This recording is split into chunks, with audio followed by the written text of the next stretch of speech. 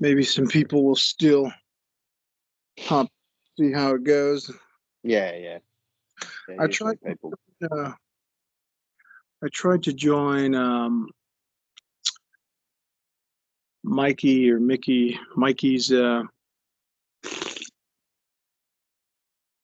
one on Sunday because Dhammarato was not feeling well or something like that. Yeah. I joined late because I forgot about it. But then when I was trying to join, it wouldn't allow me. Oh. Finally kind of figured it out. I think the meeting adjourned early. Yeah, maybe. Like, oh, that sucks. Was that the Skype one, or? What's that? Was that on Skype? Yes. I believe. Okay. I don't know if it was Sunday or Friday. Maybe Friday. Yeah, right. Yeah, Friday. Yeah. Yeah, Dhammarato joined. Yeah, I think there was one on Saturday or Sunday. I get confused. So. Oh yeah. But he's still. Sunday. Yeah, he's still struggling. He's still very weak and. Oh really? Yeah. Hope he gets better, man. Fine.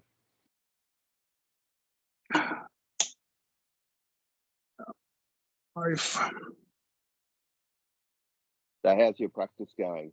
Anything happening? Very well. Yeah, just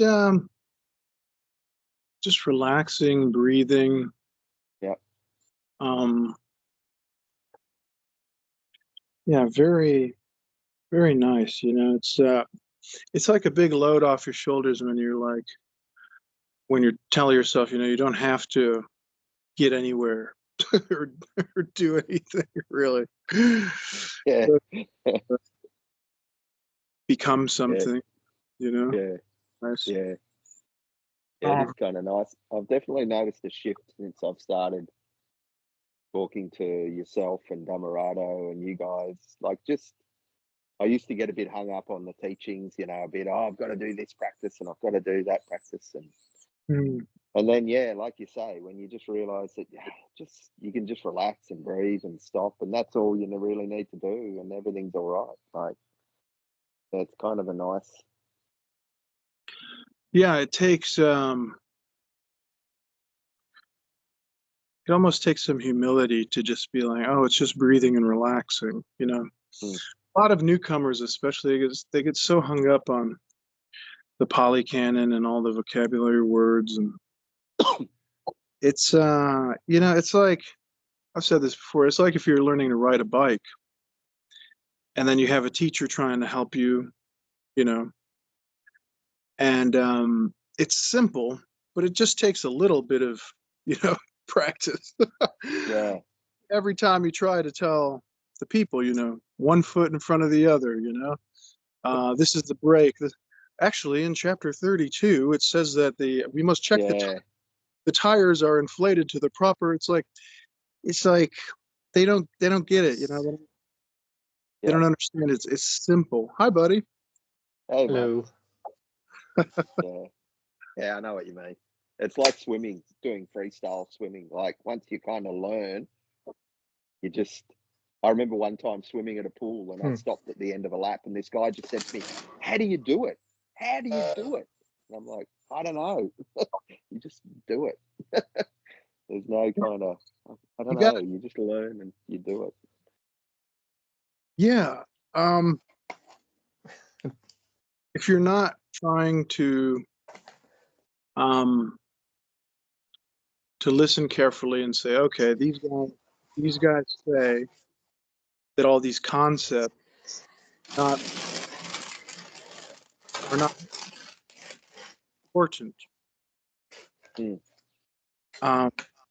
And if you don't listen to breathing and relaxing and everything's okay now,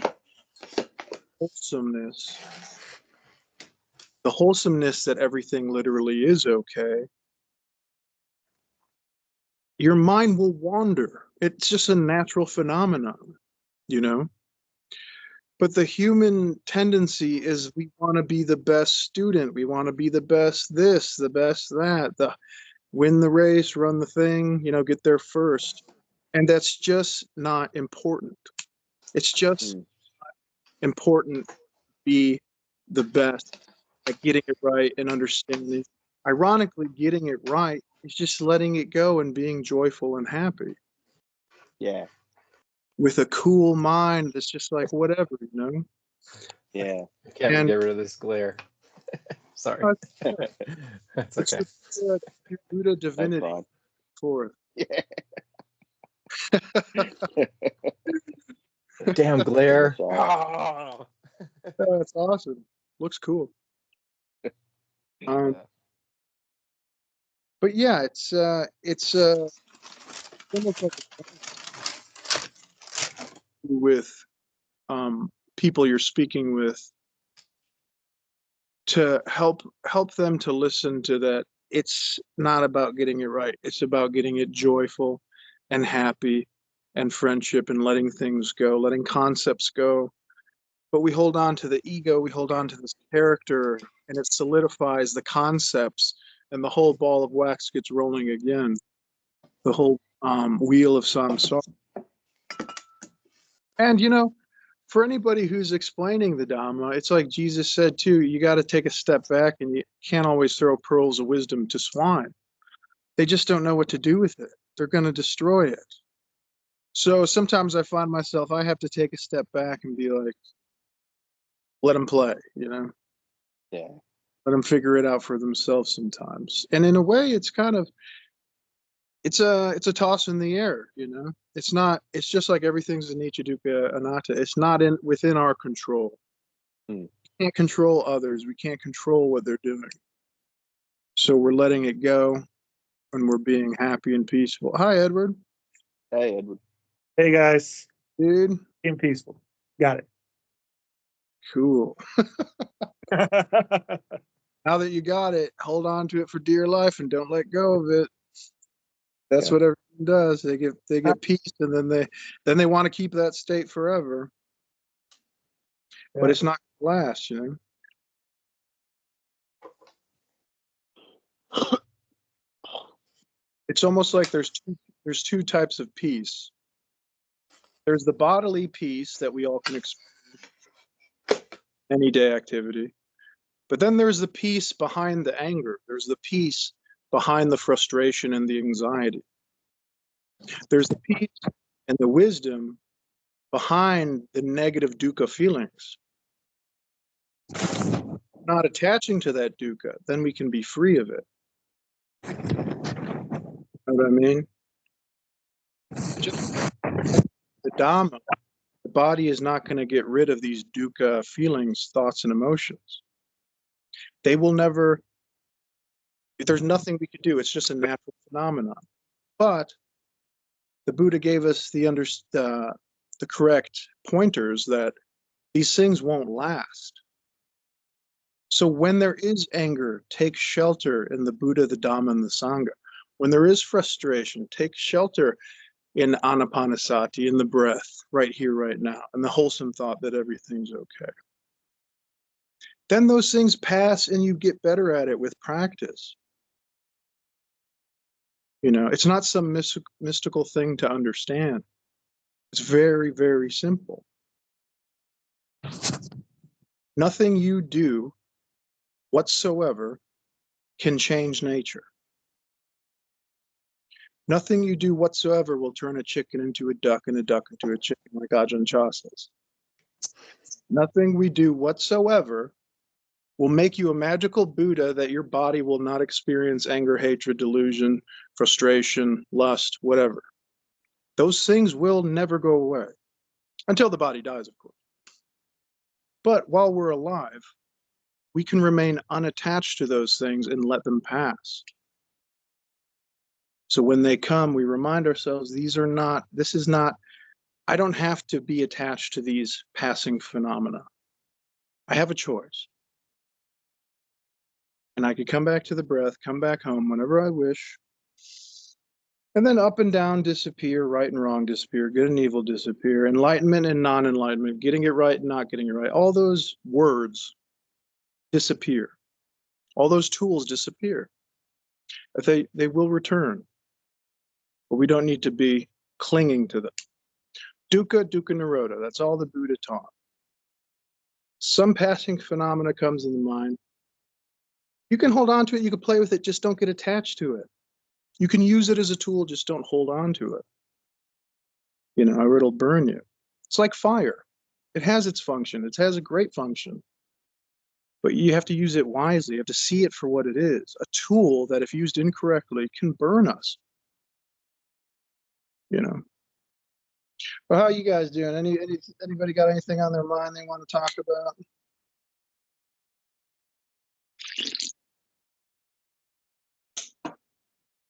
Yeah, I'm good, man. I was just thinking about helping people like start a practice when they're down. I think you just talked about it.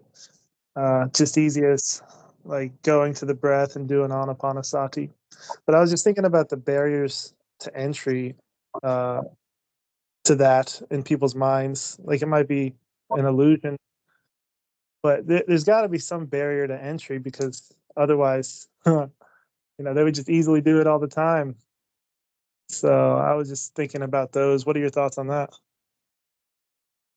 The barrier that frustrates people, where they get stuck at, I believe, is that they're trying to change the mind. They're trying to, when anger arises, they don't want anger there. They want it to go away. They want to be enlightened. They want to be peaceful.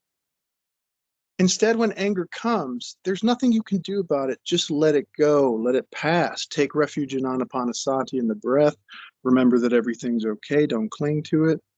And it will pass. But a great misunderstanding comes in all spirituality, but particularly, obviously, Buddhism and the Dhamma practice that we're all practicing.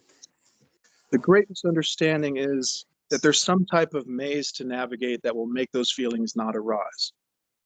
And that's just superstitious nonsense. Nature is nature. A human body is a human. As the bird flies, the human goes through all the thoughts, feelings, and emotions, the myriad of those, ups and downs. We can't control it. We can control our attitude towards it. We can control our attachments to those things, those phenomena that pass. That's what we can control. If there was some kind of light bulb moment, that's it. That nothing you do will make the mind anything other than the mind. It's going to be the mind. All we can do is see it for what it is, have the wisdom to realize it's all anicca, dukkha, anatta. When there's anger, don't act on anger, because when we act on it, that's the negative karma that everybody's talking about, based on the negative sankharas that we've all had our whole lives, that society gives us, that we've cultivated over these years. When anger arises, we act out on it. You can be angry, just don't act out on it. That's when the karma wheel will get you. Because when you punch one of your friends in the face, whether you like it or not, you've created a whole wheel of samsara now you got to deal with. And even if you have the wisdom to go back to the breath, good luck getting rid of those emotions that have been triggered, that are already the chemicals flowing in the brain. That's the karma. And it's nearly impossible to get rid of those once they start. They won't last. But you don't have to bang your head against the wall. You don't have to deal with any of that. Nip it in the bud before it starts. Oh, I see that there's anger. That's okay. Everything's fine right now. There's nothing to do. That's the best part. We're all Buddhas already. We're all enlightened, because we don't care about enlightenment. We don't care about attachments. We care about peace. You sit in a room quietly, there won't be a thing in the world that wants to mess with you. And if there is, it'll be some rare occasion, and your biology will take over in that moment. You have nothing to worry about, even if a bear breaks into your house. But 99.9% of the time, if you don't go fucking around with snakes, they ain't going to bite you. You don't go fucking around hanging around with the wrong crowd, likely you're not going to be arrested by some cop. Likely you're not going to get into any trouble when you're just quietly in your room on some Buddha Sangha call. And we could live the rest of our lives with that beautiful knowledge that we're okay. And the more we dive into the Dhamma, the higher probability that everything will continue to be okay. even and it goes higher and higher and higher. And this is the joy of the Dhamma practice, you know. That's why we can recognize when we see masters even higher than ourselves, we're like, oh yeah, it goes even higher than that. Cool, man. It gives us an excitement. It gives us a pity, you know. It gives us, we can do this and we can go and go and go. And almost even to the point where some kind of miraculous things happen. And not that that's the point, and not that that's what we're chasing like everything else in life. But that's another piece of beautiful icing on the cake, that there's even crazy shit that happens. But it's not important, you know. Yanas and all these things, they're great, but it's not important. But enjoy them if they come, and let them go if they pass. But anybody else want to answer his question or talk about anything that's on your mind? Yeah, we talked about barriers to entry to this present moment. And I think one of the nice ways that we could look at this is to examine the commonly heard phrase, you know, you're only limited by your imagination. Now, when a normal person hears this, they'll think, oh, I need to imagine harder. I need to imagine bigger. I need to have a stronger imagination. I need to make up more stories. I need to, you know, figure out how to get to the moon or whatever. But really, the limitation that you're being placed in with your imagination is imagining that there's something to do, imagining that there's a barrier to the present moment. If we can get rid of that by just seeing through it, you don't have to do anything special. Just see that it's your imagination that's precluding you from being here now. There's nothing left to do. There is no barrier. You're always doing anapanasati. Okay, anapanasati is a change model. So if you see that you're imagining something, you just see through that. You just be done with it. You know, there's no need to do anything. That's why you always hear Dhammarato talk like that. Nothing to do, nowhere to go. There's not. Anything that there is to do or anywhere that there is to go is just your imagination running wild. So when we hear that you're limited by your imagination, we can start to see that in a different way. We can say, oh yeah, I am, because I believe there's something to do. I believe that this moment isn't just like it is right now. And that imagination is in fact just arguing with reality, because you're always here. You know, there's not any other place or time that you can be, you know, and even places and times are more imaginary things. You know, so that's why they say silly stuff like a contemplative doesn't have a past or a future, you know, and it sounds so crazy. Oh, how could that be? Well, they stop making it up. They just stay here right now. And then they're okay again, you know, and anytime that they notice that their imagination has started to box them in, they say, oh, I see that. I see you, imagination. Thanks for coming. I know that in the past you've tried to help me by doing that, but we don't need to do that right now. I'm already okay. And we just have more and more wholesome thoughts. Clean out the mind with the wholesome thoughts. And when the wholesome thoughts have done their job, just play with the gaps. You know, and if the mind goes back in the gutter, clean it out again. But really, that's all there is to do, is as soon as we come out of dissatisfaction, all that stuff about here and there drops away. You know, that is dissatisfaction. Thinking about the things in terms of here and there. That is duality, is having dissatisfaction. So the only job that needs to be done is to come out of that dissatisfaction, and then there's no more work to do. There's just this. And we can be perfectly okay with this again and again, so long as we remember to stop fighting with what's here already. Can't change it. Only time you can heal the past or change the future is right now. So don't be limited by your imagination, and you'll recognize that you've always been doing anapanasati. You know, now you're just doing it a little more skillfully when you recognize that, hey, I'm here, it's now. I'm already ready to go. No problem, no barrier. Everything is okay. It's a gateless gate.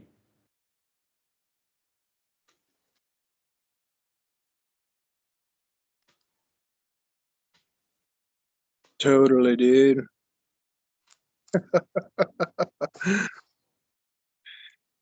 Anybody else have anything to add on to that, or any random things you want to say? I have a random thing to say. Shoot. It's have you guys heard of the Austrian poet Rainer Maria Rilke? It's hard to say his name properly.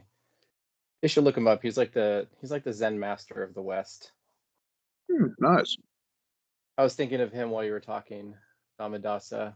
He says things like, you know, just let everything happen to you. You know, you have no control over this world. There's one quote that's a little bit more, I guess, heavy-handed, where he says, each torpid turn of this world bears such disinherited children to whom neither what's been nor what is coming belongs, which I feel that kind of illustrates what you were saying, Dhammadasa. It's just nature, the body and the mind, mental states, these things go through different changes. Apple trees, apple, orange trees, orange, the human organism creates different states of mind, and it's none of it is a problem unless you take it to be, permanent, or you take it to be who you are. It just comes and goes, and you just let it do its thing. There's really no need to make a problem out of any of it. He's got a lot of poetry just with that kind of sentiment, and sometimes it's nice to read some Western poets with a bit of a Zen spirit, because the flavor is different a little bit. Mm-hmm. Could you put his name in the chat for us, Michael? I would like to read him. Yeah. Yes. Sure. Thank you so much. Yeah, that's why Buddhadasa Bhikkhu seemed to really like Zen.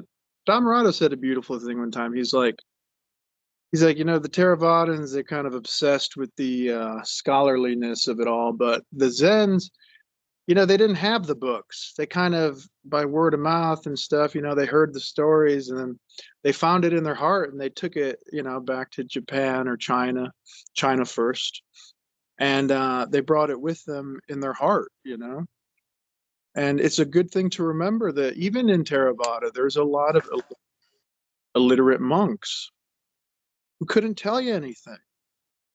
Some of them, like we've talked about before, some of their teachers just said, chant Bhutto and I'll see you in 10, 15, 20 years. Good luck. And there you go. They were satisfied. Isn't that funny? All these things we talk about, and some teachers just go to their best students and they just chant Bhutto. Keep an eye on the breath, keep an eye on the body if you get lost, and that's it. Wow. But we create the barriers, like Alexander was saying. And why? Why put the barriers in front of us? There's no need to. Those are just bad habits. Just bad habits. Nothing to do, nowhere to go. I'm not sure of anything. Isn't that awesome that we don't have to be sure of anything? Fuck it. Yep. We're not we're not causing dukkha. I remember reading Ajahn Chah, and he was saying he was in the graveyard. He was sitting there for so long. He was pissing blood. He had something wrong with him. And he thought to himself, at first he was so worried, like, God, I'm here in this graveyard. It's creepy. Now I'm pissing blood on top of it because I haven't moved in God knows how many hours, how many days. And he said to himself, fuck it. If I die, I die. If I get sick, I get sick. I'm not hurting anybody. I'm not doing anything wrong. I'm sitting here peacefully practicing the Dhamma. Mm-hmm. If it's nature's way that I'm going to sit here and deteriorate and die, go for it. Bring it on. What can I do? I'm just going to have a joyful heart here and now. Fuck it. Yeah, it's interesting to watch the evolution of Buddhism as it left, the South Asian subcontinent we call India now, and went to China and Japan, and shed all of its shed a lot of the content that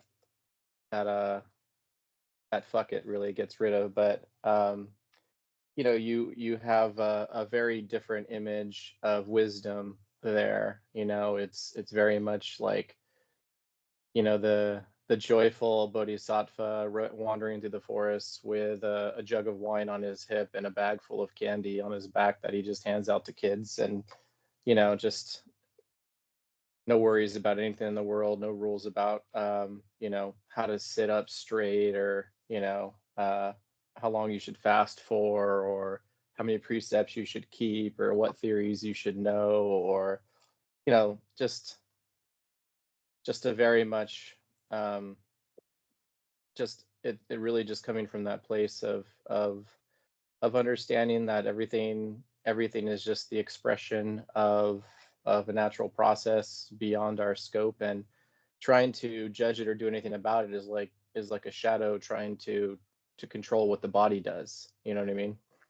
Because our sense of self, our sense of ownership is really the shadow of this whole process, and every effort we take to judge or control is feeble in a way, and that's just where all the suffering comes from. You see that shift as Buddhism goes north and east, and I feel that that's the appropriate evolution of Buddhism, because if you spend a lot of time with Theravada Buddhism, a lot of the practices are just there to wear out your desire for something more. It's like, okay, you can reach these great states of jhana, but like you said, like those things come and go as well.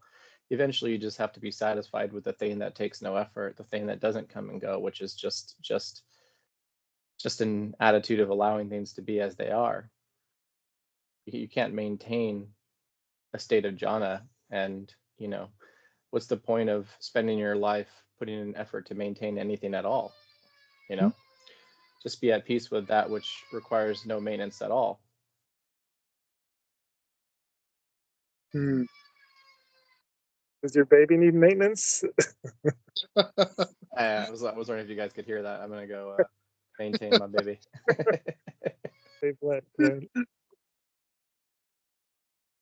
That's interesting, though. Not needing to maintain anything.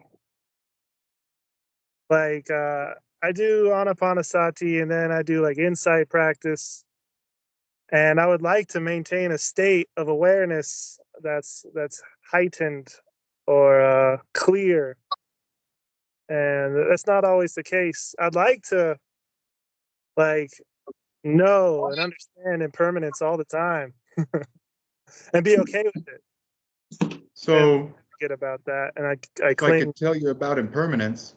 One of the ways to really think about anicca, because anapanasati has this insight practice right built into it. It's the fourth tetrad. Anicca we talk about as impermanence or inconstancy, and we make it this thing that we have to see. But really, one of the ways that we could most beneficially talk about anicca is no thing whatsoever can be maintained to my liking for very long, if at all. If I have the wrong perception of nicca, which is the opposite, the idea that I can maintain things to my liking, then we suffer. We have dukkha. And if we have dukkha because of this, then we see anatta, and it's terrifying. And anatta really means no thing whatsoever is under my complete control. And if I don't recognize that, then I'm helpless to the dukkha. I can't make a change that brings me out of dukkha, because I think that things can be maintained. So I keep doing the same thing over and over and expecting different results. And Albert Einstein said that's the definition of insanity. So you already have clear sight when you just practice anapanasati like you're talking about. If we can stop the stories, just stop telling them, stop pretending like we need to tell them. We don't even have to stop telling them. Like, that's the no maintenance part. They can come and go however they want to come and go. We just need to see clearly that that's what they are. Stories. That's the insight right there into anicca. And then we can look and we can see that everything that's born gets old, falls apart, and dies. That's it. Boom, done. Once we see that, we know it's no longer worth insisting on anything. And that's freedom. We don't insist on anything because we know that everything that's out there is going to get old, fall apart, and die. So we stop playing Humpty Dumpty, because all the king's men and all the king's horses are really dissatisfied. They keep trying to put him back together, and it just doesn't happen. They just can't do it because he's going to fall apart. So when we look at it that way, we know that we can just let it go. And that's the fourth tetrad of anapanasati right there, is everything gets old. That's anicca. Everything falls apart. That's the next part. Dispassion is how it's normally talked about, but really it's noticing that everything falls apart, so it's not useful to maintain it in any sort of way. And then everything dies, and that's cessation. That's that third step in the fourth tetrad, and then we could call it letting it rot, or we could call it letting it go. That's the fourth step in anapanasati. So all it is seeing that this is happening all of the time, to include those mental states of clarity. They get manufactured, put together in the mind, boom, boom, boom, that's a sankhara. And then that sankhara gets old, falls apart, and dies. And that last step is letting it go, throwing it back to nature, no longer taking what doesn't belong to us. That's the second precept. And on a mundane level, that means don't take your buddy's dollars. On a supramundane level, that means stop taking what belongs to nature. Stop trying to hold reality as you and yours, like you can put it together the way that you want, because anicca vata sankhara, anicca, everything is always going to not be able to be maintained to my liking for very long. And even if I manage to somehow be a really rich dewa, and I can put it all together and maintain it for a long time, I'm going to die. And then I'm going to have to let it all go. So really what we're doing is trying to get ahead of the game here, because just like everything else, we're going to die. And we're going to have to let it all go. And if we're not ready to let it go when we die, oh, wow, that's going to be so much harder. You know, it's like if you see the buses coming, you just get out of the way. You don't stand in front of the bus and get hit over and over and over again, you know? So this is really, we have to take the practice of anapanasati out of the supernatural realm. We have to bring it into here, now, you know, and here now is really simple. Reality is super duper simple. It's when we start imagining things about what we have to do that it gets complicated, and then we need to start taking a breath. And really just one breath is all it takes. If we connect it like that, we can say, oh man, wow, what a nice breath this is. How nice, I'm gonna really enjoy this. Oh man, and that's insight right there. That's really it. The teachings of the Buddha are super simple, and they're a dead loss. We don't have to worry about gaining anything whatsoever, because there's nothing to gain. Everything is just like this.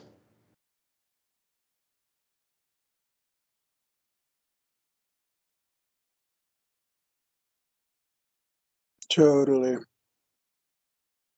Anybody else have anything to say? Who hasn't talked or anything?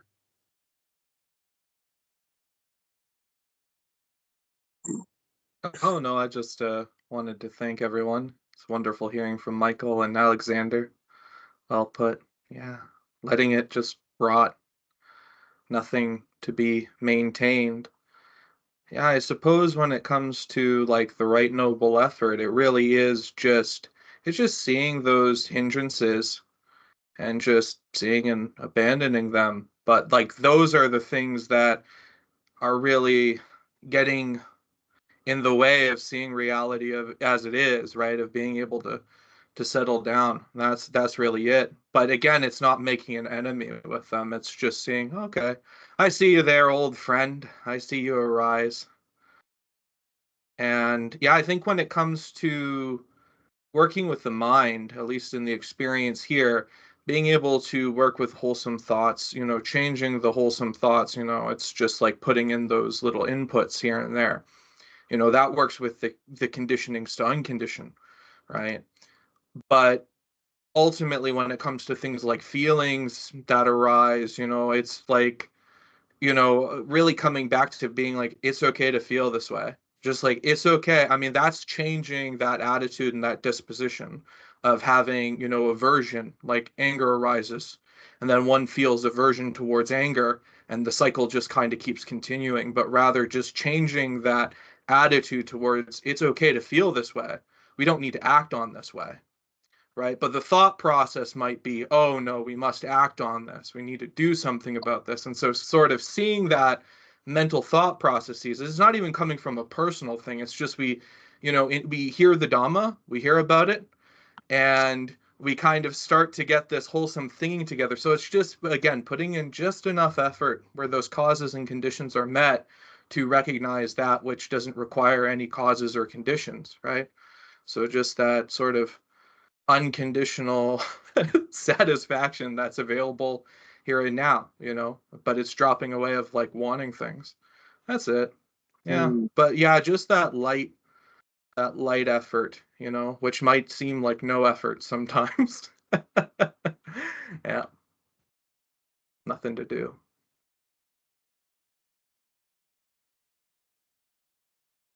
Absolutely.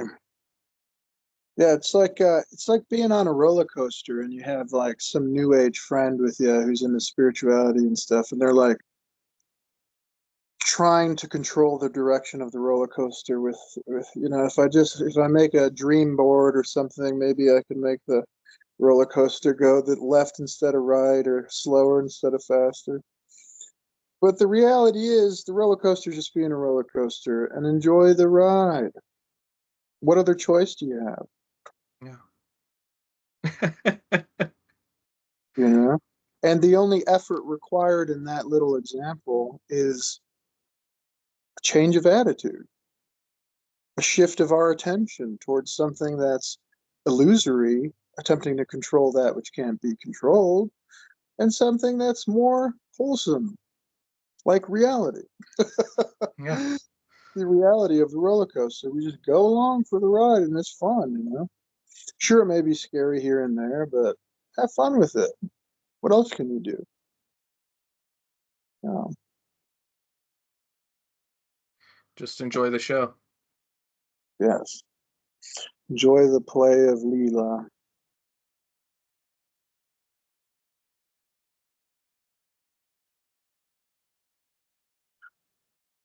Well, let's see. Anybody else have anything they want to talk about? I was just going to say one of the consequences of the practice doing well is you run out of insightful things to say. Yeah, you just all saying the same thing. There Ways, slightly different styles, and that's the fun of it. You know, that's the fun of Dhammarato says it one way, Buddhadasa Bhikkhu says it one way, the Buddhist said it one way, but we're all basically saying the same thing. We're just basically coming back to the breath, letting go, relaxing. Don't worry, be happy. And that's the fun of it too. Like, I don't know who was saying it. I don't know if it was DJ or somebody was saying it the other day. It's like that's the fun of it. It's building the blocks in a different way. So it's in a way it's like an art form, you know, expressing the Dhamma in all different types of ways, and it's available to everybody. And it's you have to really fuck it up in order to fuck it up, you know. It's like as long as you're not causing dukkha to yourself or others, you know, it's that's all it is, you know. Yeah, I would say doing it like this is, entertaining. It's a nice way to apply and sustain the mind to the wholesome. Dhamma's really wholesome, kind of like playing a duet on the same piano, just talking out loud about things that are really good to keep in mind. Hmm. Yeah, and letting go sometimes of even trying to make points, you know. Sometimes we're just it's not about the notes you're playing, is does it sound pleasant to the ear on when you play the guitar? Who cares about all our knowledge? Who cares about what note it is? Are we playing beautiful music? When we're speaking, are we speaking wisely? Are we making beautiful music with our mouths, speaking of the Dhamma? And again, it's hard not to when your intention is pure, when you have an earnest heart. It's hard to mess it up, you know. If there was such a thing as messing it up, it would be ill intentions, and that's just, you know, it's all the demon realm. We're a lot of everybody in this side is nowhere near that. So it's like it's all good all the time.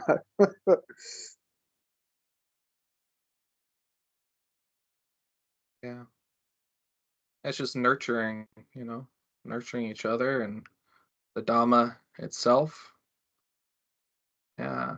So it's like not like, oh, we have to make the most profound point or win some, you know, philosophical debate or something. It's like, no, it's just about the practical aspect of the practice. And when we come together, we can share and, it's all right. Yes. And if we were all together, we'd probably just be doing our chores or relaxing, and there would not even be any need to speak that much. But we're on Sangha Calls, so we play the game of speaking and talking about that, which is almost, you know, it's ironically impossible to almost talk about, yet it's not, you know. It's a fun game, you know. It's just relaxing, just breathing. And we can talk about it, but we don't need, we don't need to talk about it. We don't have to talk about it. And I think that's sort of the nice play. Yes. I guess you can say talking about it is just a way of sharing and spreading wholesome conditioning. Bhante Punyaji, he translates asava as influence. Because it's usually translated as outflows or inflows, but he talks about the word asava as forget the Indo-European root that it's related to, but it's the same root as like confluence, and a couple others, of course. So, influence, the confluence is two rivers coming together. Influence is flowing in. So, it's a fact that, greed, hatred, and delusion are expressions of selfishness, and these forces can condition each other. If you're raised in a household by a greedy, selfish, mean, hateful person, those influences will be inside you. If you live in a racist society, you're going to have racism inside of you. If you live in a greedy society, you're going to have greed inside of you. We are influenced by our environment. We're, as Thich Nhat Hanh said, just as the paper is made of non-paper elements, the self is made of non-self elements. Everything is made up of everything in its environment. So being aware of that, that's where DJ is talking about right effort. Being aware of all of the different conditionings that are flowing in and flowing out, and having the wisdom to know that, yes, in the broadest possible context, it's all nature. It's all, the expression of, there's nothing that can't be true. It's all just the expression of nature or God or whatever you want to call it, truth. There's nothing that can't be what it is. But but we have to have the wisdom to know that certain types of conditions have harmful consequences, and so practicing non-greed, non-hatred, non-delusion, practicing being satisfied, practicing not being hateful, practicing not being greedy, practicing not being, selfish and self-centered, and then talking about it with each other. We're creating wholesome conditioning. We're basically influencing each other and influencing people around us, so that, this conversation is not going to lead to a Holocaust.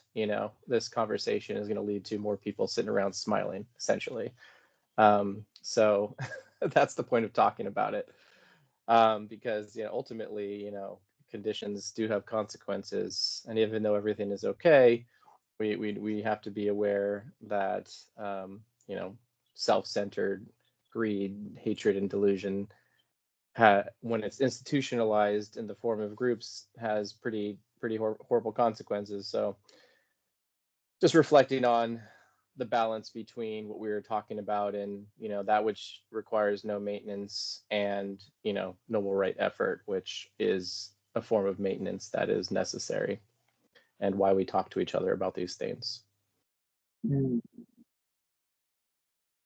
Yeah, thank you, Michael. Thanks. I was just going to jump in and say, I stole a quote from Dhammarato the other day when he was on the call. Wrote it down and I posted it the other day because I really liked it. It was just the simplicity of the practice. So I was just going to read it out. The teaching of having wholesome thoughts, that's the Dhamma. Then Buddha is having these wholesome thoughts, and then Sangha is sharing those wholesome thoughts.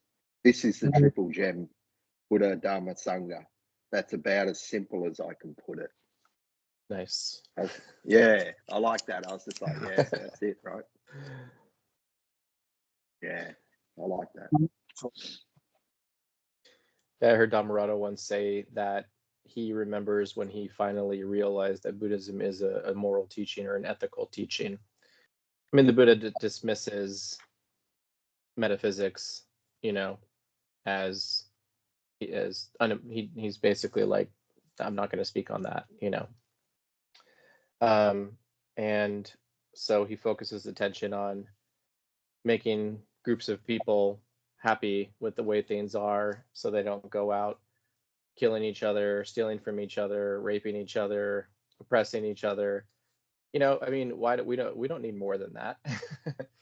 We don't need more than a society of people who are okay with the way things are. And like Dhammarato has these two phrases that I think are good phrases that I like to remember. He says, everything is okay and everyone is a friend.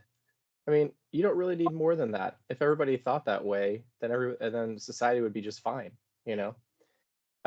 We don't need some big giant, you know, stars falling out of the sky explosive enlightenment experience. We just need to not be dissatisfied to the point that we're harming ourselves and harming others and over consuming and whatnot. Like, the fact that we want more than that is what we're trying to uproot, you know, that we want some crazy, spectacular, ecstatic, you know, that's just the greed that we used to have towards the world coming into our practice and wanting something else, you know. So it's ultimately just meant to uproot dissatisfaction, you know. Without the force of dissatisfaction in us, then we're not going to go out wanting to harm people or ourselves or whatnot. And then when you get down into the nitty gritty and people start saying like, oh, okay, well then is it okay for me to watch TV? And you're like, well, I mean, I can answer that question, but yeah, probably. You know, it's probably okay for you to watch some TV. I mean, you know, you don't have to sit in zazen 24 hours a day. You know, people are like, oh, is it okay for me to drink a glass of wine? I'm like, well, if when you drink a glass of wine, it doesn't lead to you drinking 2 bottles of wine and insulting people and slapping someone around, then yeah, it's probably okay for you to have a glass of wine. You know, like, it's not really what it's about. That's kind of what it's about for a while, but you know, when you get down to it, it's just really about, you know, being able to be okay and not hate people for no reason. You know, like it does really come down to being an ethical teaching, but an inside out ethical teaching rather than a top down ethical teaching where you're behaving ethically because you're afraid of a supernatural consequence. But that bores people if you tell people that. They don't want that. They want to like think that there's some, you know, big mystical realization that's going to like just like completely be so pleasurable and so ecstatic that, you know, it's like, you know, like Ajahn Buddhadasa said, you know, when you hear about the good, you hunger for the good. When you hear about the better, you hunger for the better. When you hear about the best, you hunger for the best. And even if you can even hunger for the better than the best, but the Buddha taught no hunger, you know. So Yes. oh wow. Someone's at the door. Let's see. Who this? I don't know this person. Well, better put pants on. Oh wait, now we know you're not wearing pants. Well, dudes, on that note, maybe we should get going. All right. Yeah. Sounds good. Thank you so much, everyone. Really enjoyed thank you this guys. call. Thanks, You guys guys. have a good one. Later, guys. All right. Yeah. Peace.